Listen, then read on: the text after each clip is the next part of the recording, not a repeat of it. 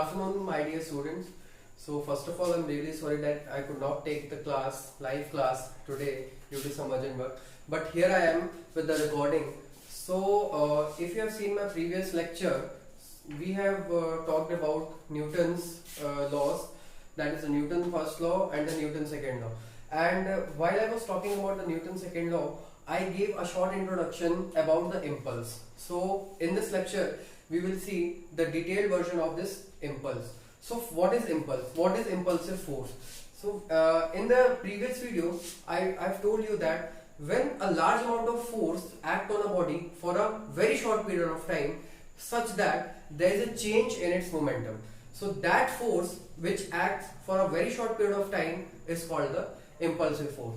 So if you consider the example, one of the example is when a cricketer hits the ball with the help of the bat. So what he does is the ball comes to the bat at a very fast speed, and when it comes in contact with the bat, there is a contact of very short period of time. You can say the contact between the bat and the ball when the player hits it is in the fractions of the second. So in that very small amount of time, a large amount of force is delivered to the ball, and because of which the ball hits the boundary either with a 4 or with a 6. The second example you consider is when you hit a nail with the help of the hammer. So what happens in this is you hit the nail with the hammer with a large amount of force, and the contact time between the hammer and the nail is very short, due to which a large amount of force is delivered on the nail and the nail gets inserted into the wall. So this was the example of the impulsive force. Now we will see what is the impulse of the force. Okay, so here we are talking about how to calculate the impulse and the proper definition of the impulse. Okay, so impulse of a force is the product of the force and the time for which the force acts on a body. Okay, so as I have told you earlier that when the impulsive force acts on a body, what it does, it produces change in its velocity. Okay, how it produces the change in its velocity? You have seen the example. I have talked about the example that when the cricketer hits the ball with the bat. So what happens when the player, suppose Mohammad Shami is throwing the ball at the speed of 150 kilometers per hour. Okay, so when the player hits the ball with the help of the bat, so what he is doing, he is giving the impulse to the ball. How it is he is giving impulse to the ball? Because the interaction between the ball and the bat is very short. Okay, so how impulse is delivered? You can exert a force in any object, but how that force gets into impulse is the contact time. So if the contact time between the bodies is very short, then the force which is exerted on the body is called the impulse or the impulsive force. Okay, so the product of force and the time for which that force acts is called the impulse. And impulse is also known as the change in momentum. Change in momentum, like when the player is throwing the ball at 150 kilometers per hour, you hit that ball with the help of the bat, and in order to hit the boundary means to hit a 4, to hit a 6, that ball goes at a very fast speed, at a very fast pace after hitting the bat. So here the initial momentum is something else, and after hitting the ball travels at a more faster speed than the player throws. So here what happens? There is a change in momentum. So impulse always create a finite change in momentum. For example, I'll tell you one more example. You have seen that the player catches the ball while swinging the hand in the backward direction. Why this happens? This happens because when the ball gets into the hands of the fielder, what happens is that ball, there is a change in the momentum of the ball. Initially, the ball was traveling with some speed, and ball has a mass, so mass into velocity is called the momentum. So ball had some initial momentum, but as soon as it hits the hand of the player, what player tries to do? Players try to stop that ball, means players tries to lower its momentum. So there is a change in momentum, and the contact between the ball and the hands of the fielder is short. If it is short, then the impulse would be large, and if the impulse would be large, his hands would hit harder. So in order to decrease that impulse, what we can do is we can increase the time period. We cannot change the amount of force that the ball is carrying, because the force depends upon the change in the momentum. So force here remains constant, but what we can do, we can increase the contact time between the hands of the player and the ball. So while increasing that time, the value of impulse gets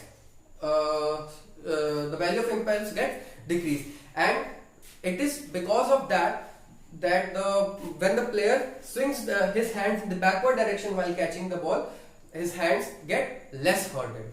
Okay, so here was the example of the impulse. Now impulse of a force is, I have told that it is the product of force into time and change in momentum. Change in momentum, I have given two examples, that when the player hits the ball with a bat, then there is a change in the momentum, there is a change in the speed of the ball goes at a faster pace into the boundary. And second, when a player catches the ball, so initially the ball had some momentum, and when the player catches the ball, then the momentum of the ball becomes zero, because when the player catches the ball stops, so the velocity becomes zero, so the momentum also becomes zero. So there is always a change in the momentum when impulse is carried out. So I have given this formula in the previous class also, that impulse is equal to product of force into time, and we all know that impulse is a vector quantity and it is denoted by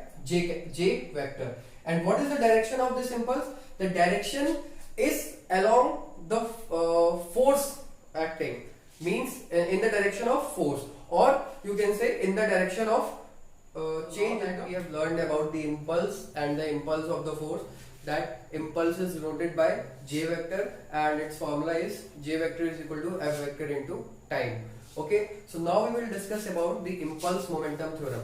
So first we will see the statement and then we will derive the theorem. Okay, so a statement says that the impulse of a force is equal to the total change in the momentum produced by that force.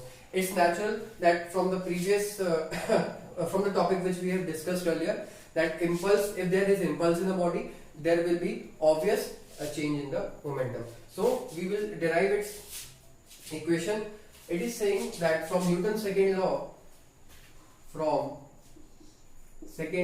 Newton, you have studied that F vector is equals to dp upon dt. That is, the force is equal to the rate of change of momentum. So if we transfer the term dt here, it becomes F vector dt is equals to dp. This dp and this dt is the small change in the momentum of a body with respect to time. That is the small rate of change of momentum. Okay, so if we say that in time 0 to t seconds, okay, the momentum changes from P1 to P2. Okay, so now we are talking about the limits, that from 0 to t seconds the momentum of a body changes from P1 to P2. And how we will calculate that? We will integrate this equation. So on integration, there are the limits. So what we will do? We will do the definite integration of this equation. So on applying the limits, that is f into dt from time 0 to t, there is a change in the momentum dp. It is from p1 vector to p2 vector. Okay, so f is constant, so f we will take out. This becomes f vector into dt ka integration will become t. Okay, so here it is p from 0 to t. Okay, and the integration of p is dp is p vector. So we will write here p vector from p1 vector to P2 vector. On solving this, what we will get? We will get F is equals to F vector A multiplied by T minus 0, and what we will get here is it's P2 vector minus P1 vector. Okay, so on solving this, we get F into T is equals to P2 minus P1. Okay, I'm writing here as the space is less. So what this is? What is force multiplied by time? Force multiplied by time is impulse, which is noted by letter J. So J vector is equals to what? P2 minus P1. This P2 minus P1 is what? Rate of, not rate. If we are saying rate, we are including the term of the time, right? Like we said that force is equal to rate of change of momentum. It's not the rate, but it is the change of momentum. So we can write here is J vector is equals to delta P vector, where delta denotes what? Delta denotes that there is a change in momentum. Okay, so this formula proves that the impulse of a force is equal to the rate of change of momentum in a body produced as a result of this force. I hope that now the concept of impulse has been clear to you, and also you have understood that impulse momentum theorem. So now we are good to go about the Newton's third law. So what Newton's third law indicate? You have studied in class 9 also. Yes, in class 9 you have studied that for every action there is an equal and opposite reaction. This is a very famous statement of Newton's third law. But what does actually this statement means? It means that if you take two bodies, first of all what you have to remember is before applying Newton's third law, you have to take two bodies, that is the pair of bodies. Okay, the Newton's third law is always applicable between the pair of bodies. Newton's law is not applicable in a single body. We don't talk about the Newton's third law in a single body. We have to take the pair of body. For example, if you talk about that suppose I'm standing in the floor. Okay, so my weight is mg, which is acting in the downward direction. Okay, so I am applying force is equal to mg in the downward direction, or where? In the floor, in the surface, in the earth. So there are two bodies are what? Me and the earth. So Newton's third law is always applicable between the two bodies. If I am applying the force with W is equal to mg, the earth is also applying some force.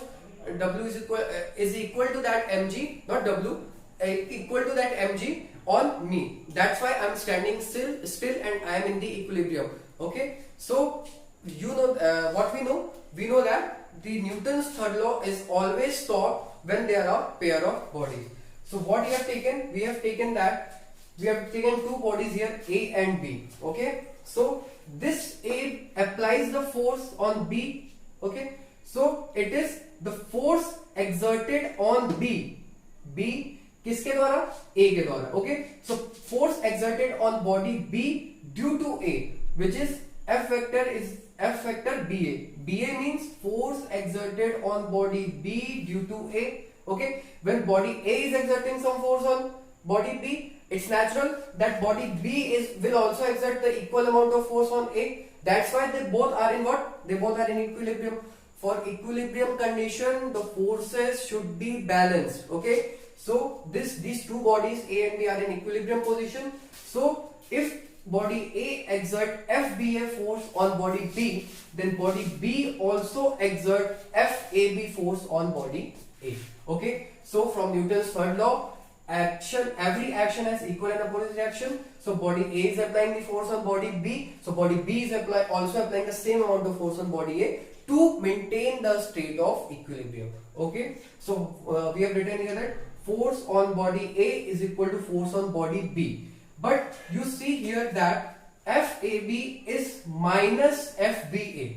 What does this minus sign indicate? This minus sign indicates nothing but the force in the opposite direction. Okay, it tells that if FAB AB is acting in this direction, that to balance this force, a similar force is acted along its opposite direction, in this direction. Okay, so negative sign shows nothing but the direction of force, that is opposite. Examples of Newton's third law. So first example is common, that is swimming.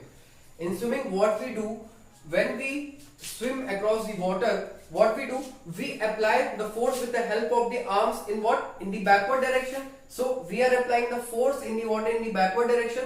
So what will happen? The water will also apply the same amount of force towards us in which direction? In the forward direction. So to balance, so if we apply the force in the backward direction in the water, to balance that force, water also applies the same amount of force in the forward direction, that is water is pushing our body in the forward direction, and because of which we swim. You have also seen that in the farms we use a sprinkler system. So in sprinkler system, what happens? Suppose this is the sprinkler, okay, this is the sprinkler which has two ends for water to come out from this and this. So, and it is connected to a water connection like this.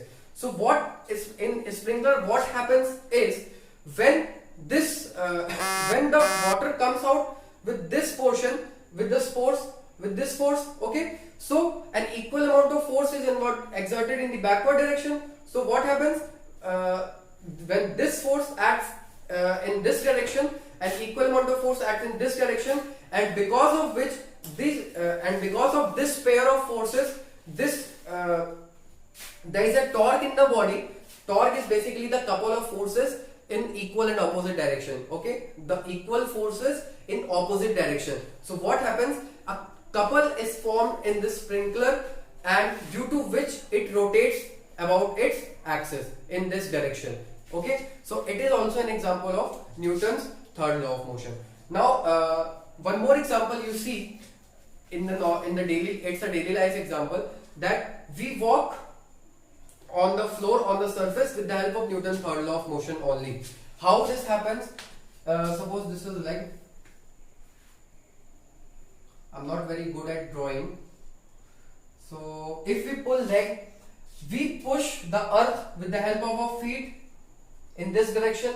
So earth also applies the force in the upward direction. Okay, we are pushing the earth in this direction, so earth also applies the same amount of force in the forward direction.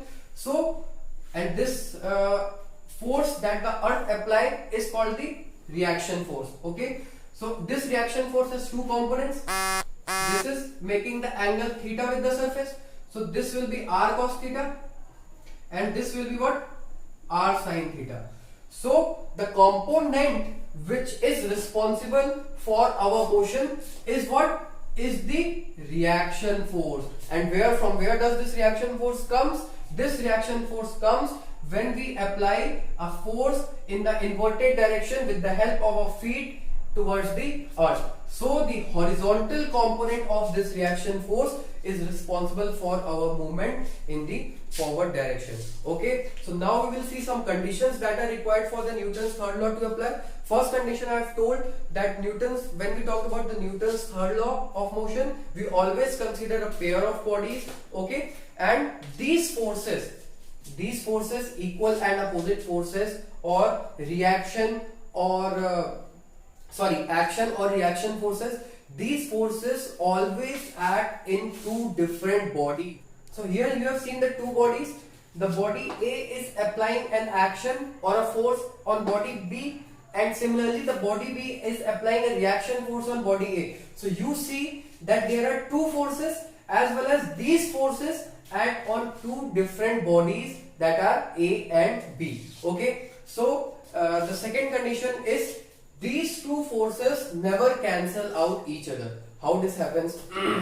You should say that, sir, if body A is applying force on body B, that is FBA, so in a verge of that, the body B is also applying the same amount of force on body A, so they must cancel out each other. This is because they never cancel out. This is because these forces act on two different bodies. When the forces will cancel, if we talk that in body A, the force is acting towards the positive x-axis and the same amount of force small f is acting in the negative x-axis. Okay, so if we talk about the force in a single body and equal and opposite forces acting on a single body, these two forces will cancel out each other and net force comes to be 0.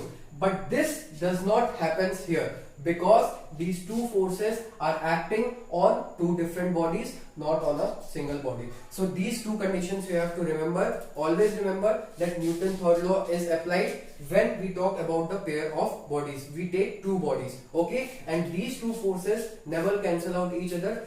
And there is one more there is one more point, that the Newton's third law will be applicable in any kind of force. It is independent of the nature of force, whether the force is gravitational force, whether force is force of attraction, whether force is electrostatic force, any kind of force. If one body is applying force on another body, the another body will also apply the force on that previous body, and it will be of equal and opposite nature. Now further we will see, we have seen that the first law and second law which are discussed in the previous video, and here we will see we have discussed the Newton's third law, and now we will see that the second law is the universal law, or you can say that the second law is the real law of motion. We will prove that both the first law and the third law can be derived with the help of second law. So first we will see how the first law is contained in the second law. From second law, you all know that father is equal to what? Ma. F is equal to ma. Okay. So in the absence, this is from second law, F is equal to ma. In the absence of external force, in the absence of what? External force means there is no force acting in the body. So in the absence of external force, F is equals to 0, or you can say that ma is equals to 0. Okay, so since there is a body and there is no external force acting on a body, so since mass is not equal to 0, if there is a body, it is natural that it will contain some mass. So mass can never be 0. If we talk about an object, then its mass is never going to be 0. So if mass is not 0, so if you transfer m over here, it will become a is equal to 0 by m, and m is a non-zero value. So the result will be acceleration is equals to 0. What this means is that if there is no force acting on a body, there will be no acceleration produced. What this line means? This line means that if the body is at rest means there is no external force acting, it will continue to remain in rest. And if the body is in uniform motion means there is no external force applying, there is no acceleration being produced. So if a body is in uniform motion, it will remain in the state of uniform motion. So this was only the statement of first law, that if there is no external force acting on a body, then the body at rest will remain at rest, and the body performing the uniform motion will continue to perform uniform motion. Now we will see that how Newton's third law can also be derived from the second law. If we see that two bodies A and B are interacting with each other such that the body A is applying FBA on the body B, on the verge the body B also applies the FAB force onto the body A. From Newton's second law, you have studied that the force is nothing but what? Rate of change of momentum. Okay, and also FAB will be what? PA upon dt.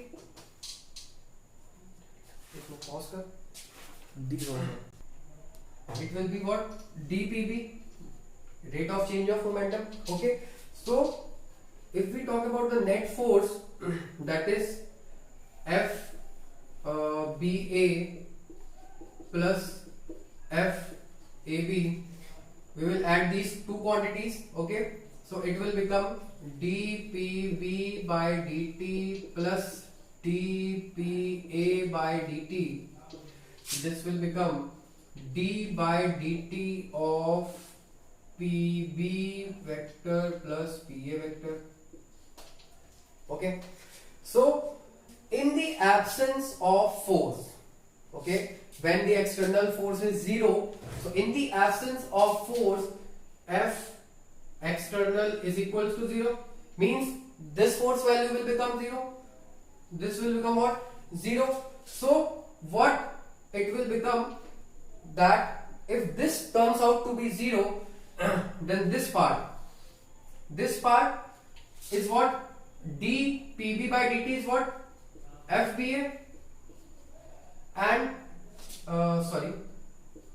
plus this part dPA by dt is what? FAB. This will also turn out to be 0, and from here if you transfer this term to the other side, it will be FBA is equals to minus FAB. So this is nothing but the action reaction forces.